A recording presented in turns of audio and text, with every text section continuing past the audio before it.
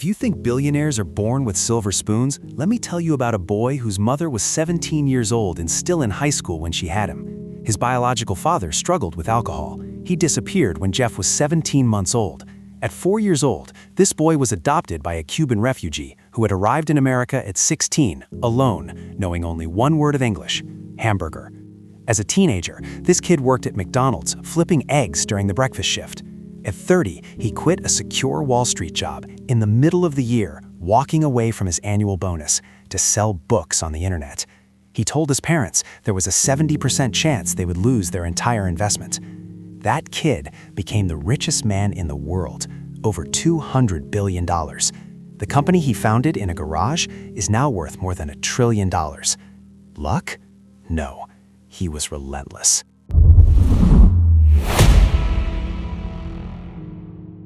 Jeffrey Preston Bezos, born January 12, 1964 in Albuquerque, New Mexico. Originally named Jeffrey Preston Jorgensen until his stepfather adopted him and gave him a new name. Founder of Amazon, founder of Blue Origin, owner of the Washington Post, net worth over $200 billion. Amazon started as an online bookstore in a garage. Today, it dominates e-commerce, cloud computing, streaming, logistics, and artificial intelligence. But here's what separates Bezos from every other tech founder. He wasn't a Silicon Valley insider. He didn't come from money. He came from a teenage mother, an absent father, and a Cuban immigrant stepfather who worked his way through college as an engineer. Bezos spent his summers on his grandfather's ranch in Texas, fixing windmills and vaccinating cattle. He learned to solve problems with his own hands. Then he applied that same mentality to build the largest e-commerce company on the planet. Here are 5 lessons from a man who proved that greatness is relentless. Lesson 1: minimize regrets, not risks. In 1994, Jeff Bezos was 30 years old. He had a great job at a Wall Street hedge fund. He was recently married. Life was comfortable. Then he saw a statistic that changed everything. The internet was growing at 2,300% per year. He had an idea, an online bookstore, but it meant quitting his job, moving across the country, and betting everything on something that would probably fail. His boss told him it was a good idea for someone who didn't already have a good job. Bezos asked for 48 hours to decide, and in that time, he created what he calls the regret minimization framework. He imagined himself at 80 years old, looking back on his life, and he asked, "What will I regret?" Bezos said, "I knew that when I was 80, I was not going to regret having tried this. I was not going to regret trying to participate in this thing called the internet. I knew that if I failed, I wouldn't regret that. But I knew the one thing I might regret is not ever having tried. I knew that would haunt me every day." The lesson? Don't optimize for safety. Optimize for no regrets. The things that haunt people at 80 are almost always the things they didn't try, not the things they failed at. Bezos quit his job, packed his car, and drove from New York to Seattle. He wrote the Amazon business plan on the way. Lesson 2: stay on day one. For over 25 years, Jeff Bezos repeated the same phrase in every shareholder letter. It remains day one. What does that mean?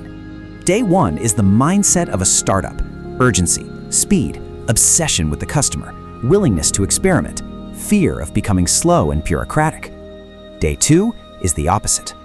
Bezos said, day 2 is stasis, followed by irrelevance, followed by excruciating, painful decline, followed by death. And that is why it is always day 1. Even when Amazon was worth hundreds of billions of dollars, Bezos insisted on thinking like they were still in the garage. He named Amazon's headquarters building Day 1. The Day 1 mentality means making decisions quickly with 70% of the information you wish you had, because waiting for 90% means you're too slow. It means resisting the urge to manage by proxy, where you start looking at metrics instead of looking at customers. It means staying hungry even when you're winning. The lesson? Success creates comfort. Comfort creates slowness. Slowness creates death. Stay paranoid. Stay day 1. Lesson 3: resourcefulness is the foundation. From age 4 to 16, Jeff Bezos spent every summer on his grandfather's ranch in Cotulla, Texas, 25,000 acres in the middle of nowhere. His grandfather, Lawrence Preston Geese, was a former regional director of the U.S. Atomic Energy Commission, but on the ranch, he did everything himself. He didn't call a vet when an animal was sick. He figured it out. He didn't call a mechanic when something broke. He fixed it. Bezos said, "He did everything himself. It taught me resourcefulness. If there's a problem, there's a solution." But his grandfather also taught him something deeper: When Bezos was 10 years old, he calculated how many years his grandmother had lost from smoking and proudly announced it to her in the car. She burst into tears. His grandfather pulled over, took him outside and said, "Jeff, one day you'll understand that it's harder to be kind than clever." Bezos never forgot that. The lesson? Intelligence gets you started. Resourcefulness keeps you going, but kindness is what makes it matter. Lesson 4. Bet on the long game. For years, Amazon lost money. Wall Street analysts called Bezos irresponsible. They said the company would never be profitable. They said he was burning cash with no plan. Bezos ignored them. He wasn't building for the next quarter. He was building for the next decade. He reinvested every dollar into infrastructure, logistics, and technology. He famously said, "Your margin is my opportunity." While competitors optimized for short-term profits, Bezos optimized for long-term dominance. He built fulfillment centers when others were outsourcing. He created Amazon Web Services when others thought it was a distraction. He launched Prime when others thought free shipping was insane. In his very first shareholder letter in 1997, Bezos wrote, "We believe that a fundamental measure of our success will be the shareholder value we create over the long term." He meant it, and he stuck to it for decades. The lesson: short-term thinking is crowded.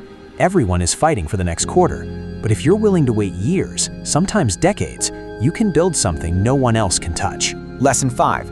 Be willing to be misunderstood. Jeff Bezos has been called many things: crazy, reckless, arrogant, a tyrant. For years, people didn't understand what he was building. He expected that. Bezos said, if you're going to do anything new or innovative, you have to be willing to be misunderstood.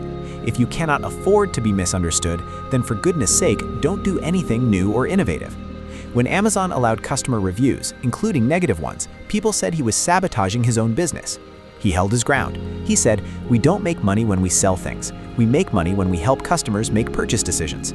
When he announced Amazon Prime, analysts said free 2-day shipping would bankrupt the company. It became one of the most successful subscription services in history. When he started Blue Origin to build rockets, people laughed. Now he's sending humans to space. The lesson: if your vision is big enough, people won't understand it at first. That's not a bug, that's a feature. The price of long-term thinking is short-term misunderstanding. Now, some things you probably don't know about Jeff Bezos. First, he took apart his own crib with a screwdriver as a toddler. His mother found him dismantling it. He was barely walking, but he already had mechanical instincts. He later built homemade alarms to trap his siblings and rigged an electric fence to keep them out of his room. Second, he almost named Amazon Cadabra, as in abracadabra. He changed it when his lawyer misheard it as cadaver on a phone call. The original name he really wanted? Relentless. And to this day, if you type relentless.com into your browser, it redirects to Amazon. Third, he still uses a desk made from a door. In 1995, Bezos needed desks for his first employees. He went to Home Depot and bought $10 doors, attached legs, and made desks. It became a symbol of Amazon's frugality. Bezos still uses one of those original door desks today. Amazon even gives out a Door Desk Award to employees with cost-saving ideas. Fourth, his laugh is famous, and it got more villainous as he got richer. Bezos has an incredibly loud, honking laugh. You can hear it through walls. Compilations of his laugh have millions of views online. People joke that it evolved from friendly to supervillain as his net worth grew. Fifth, he made his grandmother cry by showing off his math skills. At 10 years old, he calculated how many years she'd lost from smoking and announced it proudly. She burst into tears. His grandfather pulled over and said, "It's harder to be kind than clever." Bezos has told this story for decades. Sixth, he worked at McDonald's flipping eggs in high school. Before he was worth $200 billion, he was working the breakfast shift, learning about efficiency and customer service at a fast food counter. Jeff Bezos wasn't born rich. He had a teenage mother who brought him to night school as a baby, an absent biological father, a stepfather who fled Cuba alone at 16 with nothing but the clothes on his back. He spent summers fixing windmills on a Texas ranch. He worked at McDonald's. He built desks out of doors. And he learned 3 things that built an empire. Problems have solutions. You just have to be resourceful enough to find them. The long game always wins if you're patient enough to play it. And regret hurts more than failure, so you might as well try. Bezos said, "I knew that if I failed, I wouldn't regret that, but I knew the one thing I might regret is not ever having tried." He founded Amazon in a garage. He warned his investors they'd probably lose everything. They didn't. Today, the company is worth over $1 trillion, and Bezos is still working at a desk made from a door. That's the lesson. Greatness doesn't come from luck. Greatness doesn't come from comfort. Greatness comes from being relentless, day after day, year after year, decade after decade. The question is, when you're 80 years old, looking back on your life, what will you regret not trying? Subscribe for more breakdowns of people who refuse to let comfort kill their potential.